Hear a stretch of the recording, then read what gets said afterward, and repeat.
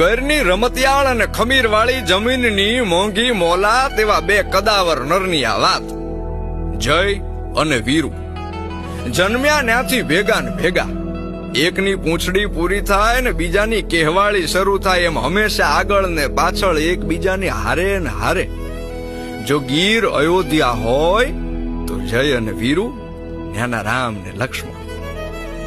બંનેના રૂપ અત્યંત વિકરાળ અને ઘટાદાર કેશવાળીના માલિક.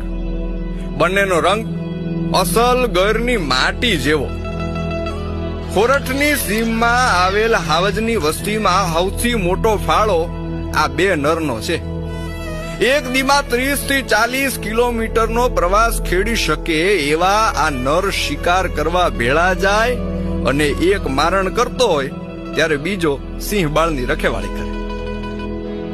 ઘરનું અસલ રાજ પરિવાર જ જોઈ લ્યો. આંગણે આવતા કે રસ્તે મળતા કોઈ માનવીને કનડગત નહીં કરવાનો. બેયનો બાદશાહી મિજાજ.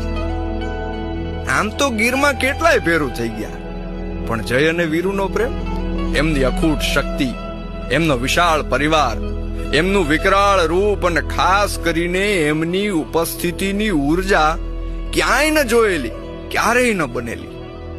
આપણા દેશના વડાપ્રધાન માનનીય શ્રી નરેન્દ્રભાઈ મોદીને ગર માટે અખૂટ પ્રેમ છે. કાળની અકળ ગતિમાં ગીર પ્રેમી, પ્રકૃતિ પ્રેમી અને હાવજ પ્રેમી દરેક વ્યક્તિની પ્રિય જોડી વિખૂટી પડી છે. ગર પંથકની માલિપા દંત કથા બની ગયેલી જય વીરુની જોડીના ગીતો આજે ગવાય છે.